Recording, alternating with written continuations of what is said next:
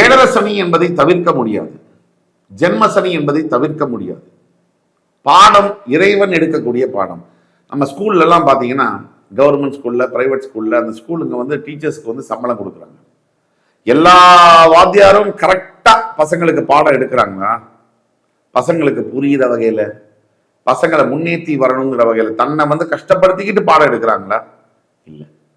ஆனா இறைவன் அப்படி செய்வதில்லை.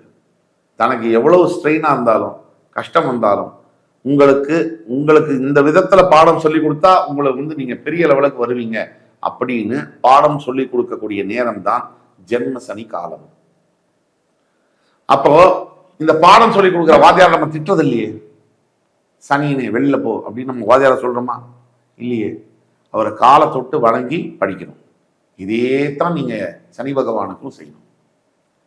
ஜென்ம சனி காலகட்டங்கள்ல சனி பகவானுடைய பிரார்த்தனை பண்ணி அவருக்கு பாதகத்தை தொட்டு வணங்கி அவருக்கு அர்ச்சனை செய்து நல்லெண்ணெய் தீபம் ஏற்றி தான தர்மங்கள் செய்ய வேண்டும். சனிக்கு எது பிடிக்கும்?